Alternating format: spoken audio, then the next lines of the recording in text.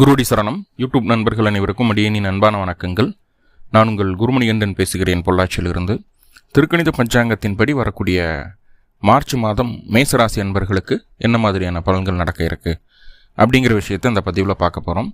Positive negative ரெண்டுமே பார்த்துடலாம். Negative ஏதாவது இருக்குது அப்படின்னா அது எப்படி பாசிட்டிவாக மாற்றிக்கிறது, அதற்குண்டான வழிபாட்டு முறைகள் என்ன, அதை எப்படி செய்யணும் அப்படிங்கிற எல்லா விதமான விவரங்களையும் விரிவாக தெளிவாக டீட்டெயில்டாக நம்ம பார்த்துடலாம். முதல்ல இந்த மாத துவக்கத்தில் என்ன கிரக நிலைகள் மேசராசிக்கு இருக்குது, மேலும் இந்த மாதத்தில் என்னென்ன கிரகங்கள் பயிற்சி ஆகுது அப்படிங்கிறதன் அடிப்படையில் இந்த மாதம் உங்களுக்கு கணவன் மனைவி உறவு என்ன மாதிரி இருக்க போகுது, குடும்ப அமைப்புகள் எப்படி இருக்க போகுது, வருமானம் எப்படி இருக்க போகுது, தொழில் அதில் நடக்கக்கூடிய நன்மை தீமைகள், வேலைக்கு போகக்கூடிய நபராக இருந்தால் அதில் நடக்கக்கூடிய ப்ளஸ் மைனஸ், அதே போல் உங்களுடைய உடல் ஆரோக்கியம் மேன்மையடைய போகுதா இல்லை கவனமாக இருக்கணுமா, முக்கியமாக கடன் பிரச்சனை தீருமா தீராதா, இல்லை சுப கடன்கள் ஏதாவது ஏற்பட போகுதா, அதே போல் படிப்பு சம்மந்தமான விஷயங்களில் பாசிட்டிவாக நெகட்டிவாக, குழந்தை இல்லாதவங்களுக்கு குழந்தை பேர் கிடைக்குமா, அல்லது குழந்தை இருக்குது அப்படின்னா குழந்தைகளுடைய உடல் ஆரோக்கியமெல்லாம் எப்படி இருக்க போகுது, எல்லாத்தையும் தாண்டி மனசு சந்தோஷமாக இருக்கா, நிம்மதியாக இருக்கீங்களா, திருப்தியான ஒரு மாதமாக இந்த மாதம் இருக்கா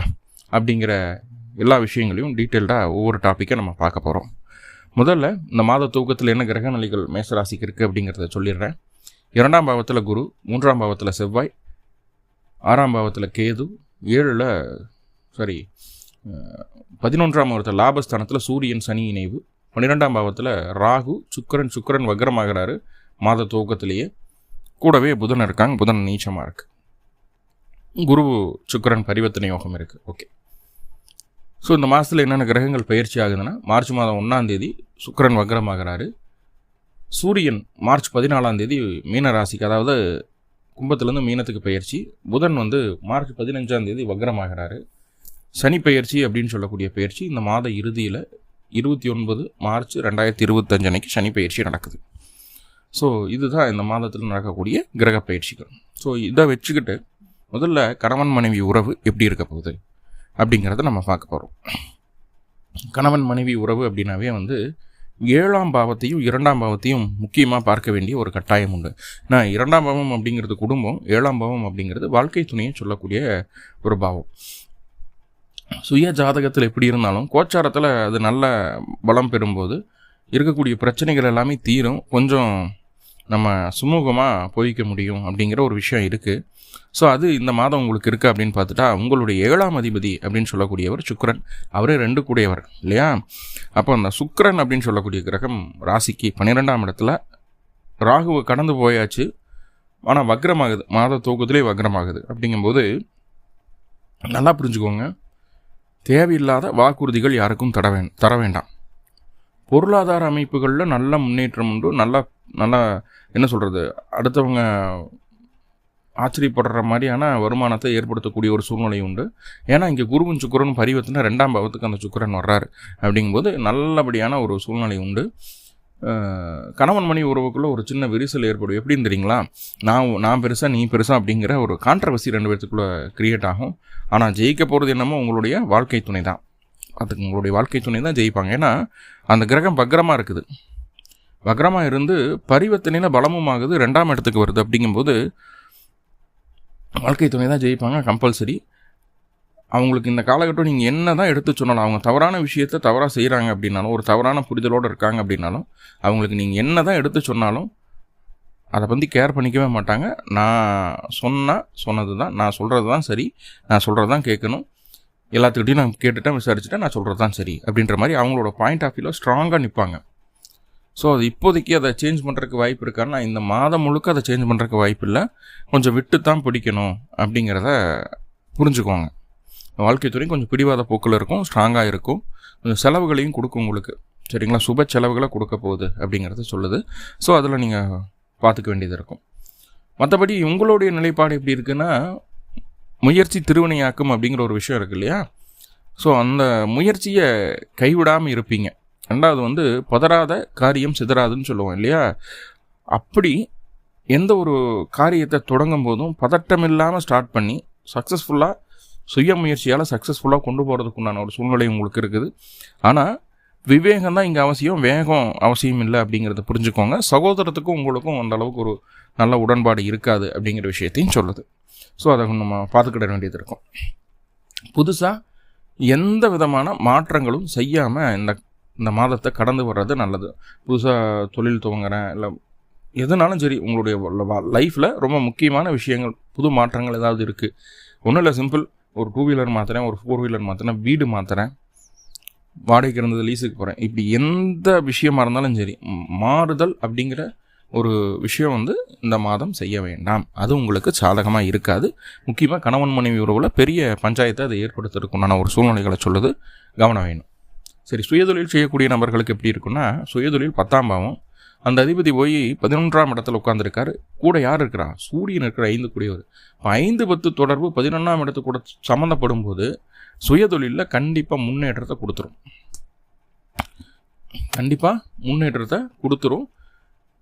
இது வரைக்கும் தொழில் சார்ந்த விஷயங்கள் என்னென்ன பிரச்சனைகள் இருந்ததோ அதை எல்லாம் சமாளிக்கிற அளவுக்கு தெம்பு தைரியத்தை கொடுத்துரும். முதல் 14 நாட்கள் சுயதொழிலில் ரொம்ப ரொம்ப நல்லா இருக்குது. ஸோ அதுக்கப்புறம் நல்லா இல்லையான்னு கேட்டால், அதுக்கப்புறம் அப்போவும் நம்ம பண்ண முடியும். அதுக்கப்புறமும் சுயதொழில் நல்லா சக்ஸஸ்ஃபுல்லாக கொண்டு வர முடியும். ஆனால் ரொம்ப ஆசைப்பட்டு செலவுகளை அதிகப்படுத்திக்குவோம். அதான் சொன்னேன், புது மாற்றம் செய்யக்கூடாது அப்படின்னு.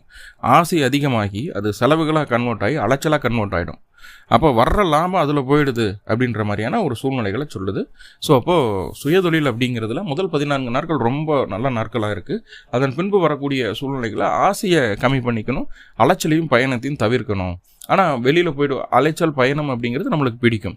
அப்போது இது எப்படி நம்ம கன்வெர்ட் பண்ணிக்கலாம் அப்படின்னா, சுற்றுலாவாக கன்வெர்ட் பண்ணிக்கலாம். ஒரு ஹில் ஸ்டேஷன் போகிறோம், வர்றோம், பிடிக்கணும் ஃபேமிலியோட அப்படின்ற மாதிரியான ஒரு விஷயங்களை நம்ம உள்ளே கொண்டு வந்துக்கலாம். ஸோ இது உங்களுக்கு நல்ல மன நிம்மதியையும் சந்தோஷத்தையும் ஏற்படுத்தும். திருப்தியான ஒரு மந்த் எண்டில் அதுவும் பண்ணிங்கன்னா திருப்தியான ஒரு மாதமாக உங்களுக்கு அமையும். மாத இறுதியில் அது உங்களுக்கு சாதகமாக அமையக்கூடிய ஒரு சூழ்நிலையை சொல்லுது. சந்தோஷமாக இருக்கலாம்.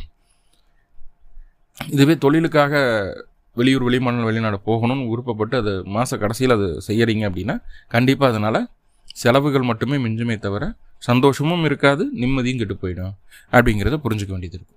ஓகே, சரி. அடுத்ததாக வேலைக்கு போகக்கூடிய நபர்களுக்கு எப்படி இருக்குது இந்த மாதம் அப்படின்னா, 6ஆம் இடத்துல ஆல்ரெடி கேது பகவான் இருக்கார். வேலையில் மேசராசிக்கு நிறைய சங்கடங்கள், நிறைய ஸ்ட்ரகிள்ஸ் நிறைய இருந்துகிட்டு இருக்குது. கொஞ்சம் நஞ்சன்னு சொல்லவே முடியாது. ரொம்ப ரொம்ப கஷ்டம்தான். அதில் இல்லைன்னு யாருனாலையும் சொல்ல முடியாது. வேலை போல அதிகமாக இருக்குது. அதே நேரத்தில் இந்த காலகட்டம் தான் மேஷம் நிறைய விஷயங்களை கற்றுக்கிட்டு வந்துட்டுருக்கு அப்படின்னா அதுவும் யாருனாலையும் இல்லைன்னு சொல்ல முடியாது. நிறைய விஷயங்களை மேஷம் கற்றுக்கிட்டு வந்துருக்கு.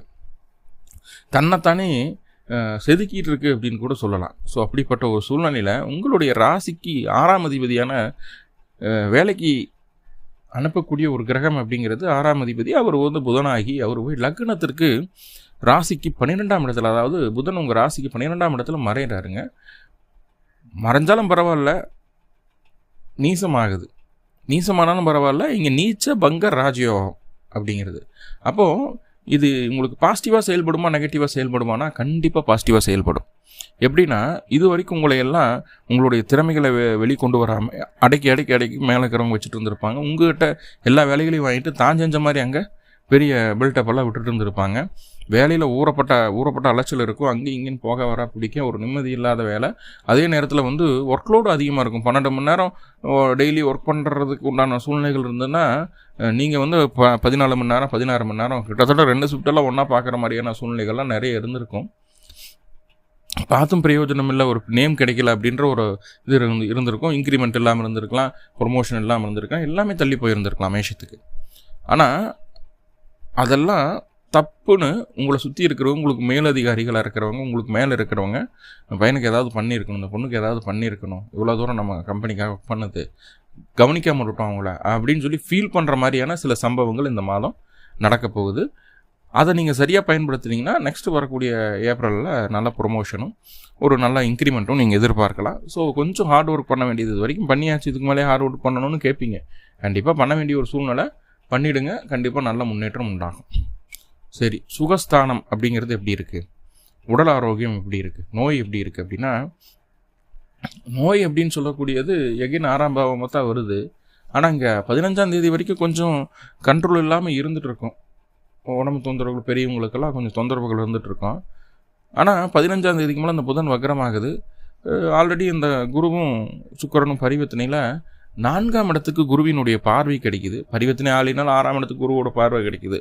அப்படிங்கும்போது கட்டுக்குள் இருக்கும் அப்படின்னு எடுத்துக்கலாம். 15ஆம் தேதிக்கு மேலே நல்ல ஒரு ரெக்கவரி கிடைக்கும். உடல் ஆரோக்கியத்தில் பற்றி பெருசாக மெனக்கட வேண்டியதில்லை, பயப்பட வேண்டியதில்லை அப்படிங்கிறது சொல்லுது. படிப்பு அப்படின்னு சொல்லி பார்க்கும்போது படிப்புமே மேசராசிக்கு இப்போ இருக்கக்கூடிய அந்த மார்ச் மாதம் இருக்கக்கூடிய ஒரு சூழ்நிலை அப்படிங்கிறது சாதகமாக தான் இருக்குது. கொஞ்சம் ஞாபக மருதி வந்து போகும். நம்ம படித்தது ஒன்றா இருக்கும், நம்ம போய் எக்ஸாமில் எழுதிட்டு வர்றது ஒரு விஷயமா இருக்கும். இப்போது அந்த ஒரு மாறுதல் இருக்கிற மாதிரி காட்டுது. ஸோ அப்போது எதை படிக்கிறோம், எதுக்கு, எந்த கொஷினுக்கு எந்த ஆன்சர் அப்படிங்கிறத தெளிவாக புரிஞ்சுக்கணும் குழந்தைகள். ஸோ இங்கே நான் மாற்றி எழுதிட்டு வந்துட்டேன்னு சொல்லிட்டு பேரண்ட்ஸ்கிட்ட சொல்லுவாங்க, ஐயோ இந்த கொஷினை நான் மாற்றி ஆன்சர் எழுதி விட்டேன் அப்படின்ட்டு. ஸோ அந்த மாதிரியான ஒரு குழப்பமான ஒரு சூழ்நிலை இருக்குது. அந்த மாறக்கூடிய தன்மை இருக்குது. படிப்பில் எல்லா விஷயம் தெரிஞ்சாலும் மாறி எழுதிட்டு வந்துட்டோம் அப்படின்ற மாதிரியான ஒரு அமைப்புகள் உண்டு. கூடவே இங்கே என்னென்னா சப்ஜெக்ட் மாற்றி படிக்கிறதுக்கெல்லாம் வாய்ப்புகள் உண்டு. நாளைக்கு மேக்ஸ் எக்ஸாம் அப்படின்னா மேக்ஸுக்கு உண்டான விஷயங்களை ஒர்க் அவுட் பண்ணி பார்க்கணும், ஆனால் சயின்ஸுக்கு படிச்சிடும். அந்த மாதிரி சப்ஜெக்ட் மாறி படிக்கிறதுக்கு உண்டான சூழ்நிலை இருக்குது. அப்போ அந்த டைம் டேபிள் அப்படின்னு சொல்கிறோம் இல்லையா, அந்த டைம் டேபிளை கரெக்டாக பார்த்துக்கோங்க. ஸோ இது முக்கியம், சரிங்களா? அதே போல் எக்ஸாம் எழுதும்போது டைமெல்லாம் பத்தாமல் போகிறதுக்கும் வாய்ப்புகள் உண்டு. ஏன்னா புதன் நீச்சம் வக்ரமாகி, அதே போல் பரிவர்த்தனையில் நீச்சபங்க ராஜயோகம் இருக்குது இல்லையா, அந்த 3மே சேர்ந்து வர்றதுனால கொஞ்சம் அங்கே மிஸ்மேட்ச் ஆகிறதுக்கு சான்சஸ் ரொம்பவே இருக்குது. கவனம் வேணும். குழந்தை பேர் 5ஆம் இடம், 5ஆம் இடத்ததிபதி 11 இருக்கிறாரு. முதல் 14 நாட்களுக்கு குழந்தைக்கான முயற்சிகள் எடுத்திங்கன்னா கண்டிப்பாக கிடைக்கும். அதன் பின்பு கொஞ்சம் கஷ்டம்தான். அதே போல் மார்ச் மாதம் 14ஆம் தேதிக்கு மேலே குழந்தைகளுடைய உடல் ஆரோக்கியத்தில் கவனம் தேவை. அவங்க என்ன பண்ணுறாங்க, இங்கே போகிறாங்க, இங்கே வர்றாங்க அப்படிங்கிறத பார்த்துக்கிடணும். முக்கியமாக அந்த மரத்தில் ஏறி விளையாடுறது, இந்த உயரமான இடங்களுக்கு போயிட்டு வருது அப்படின்ற மாதிரியான ஒரு கமிட்மெண்ட்டெல்லாம் கொடுத்தாங்க. இப்போ கொஞ்சம் 15-20 வயசு ஆச்சு, ஹில் ஸ்டேஷன் போகணும்னு சொல்லி ஃப்ரெண்ட்ஸோட போகணும், பைக்கில் போகணும் அப்படின்ற மாதிரியெல்லாம் இருந்தாங்கன்னா தயவு செஞ்சு அவாய்ட் பண்ணிடுறது நல்லது. அது அந்தளவுக்கு ஒரு பாசிட்டிவான ஒரு விஷயமா இல்லை. காதல் அமைப்புகள் முதல் 15 நாட்களுக்கு ரொம்பவே நல்லா இருக்குது. அதன் பின்பு சண்டைகளும் சச்சரவுகளும் நிறைந்த ஒரு சூழல் தான் இருக்குது. கொஞ்சம் கவனம் வேணும் அப்படிங்கிறத சொல்லுது. மார்ச் 15க்கு மேலே கொஞ்சம் கவனமாக இருக்கணும். ஓகே, மன நிம்மதி சந்தோஷம் அப்படிங்கிறது மாத இறுதியில் குடும்பத்தோடு வெளியில் போயிட்டு வாங்க. சுப செலவுகளை செய்யுங்க. செலவுகள் எப்படி வரப்போது, மனம் விரும்பி செலவு செய்ய போகிறீங்க. சுப செலவுகளாக செய்யுங்க. கண்டிப்பாக மன நிம்மதியும் சந்தோஷமும் உண்டு அப்படிங்கிறத சொல்லுது. முயற்சி மெய் வருத்த கூலி தரும் அப்படிங்கிற ஒரு வார்த்தை இருக்குது இல்லையா, அதை இந்த மாதம் நீங்கள் உணர்வீங்க மேசராசி என்பர்கள். சரி, உங்களுக்கான வழிபாடு என்ன அப்படின்னு சொல்லி பார்த்துட்டோம்னா, அருகில் இருக்கக்கூடிய ஜீவ சமாதி வழிபாடு செய்துட்டு வாங்க. அதாவது எந்த சித்தர் கோயிலாக இருந்தாலும் சரி போங்க, ஆத்மாத்மா வணங்கிட்டு வாங்க. கண்டிப்பாக நல்லது நடக்கும். உங்களுடைய பிறந்த நட்சத்திரத்தன்னைக்கு போய் 2 நெய் தீபம் போடுங்க. கிழமை அன்னைக்கும் போயிட்டு 2 நெய் தீபம் போடுங்க. வழிபாடு பண்ணிட்டு வாங்க. சூப்பராக இந்த மாதம் இருக்கும் உங்களுக்கு. வாழ்த்துக்கள். வாழ்வளமுடன். திருச்சிற்றம்பலம்.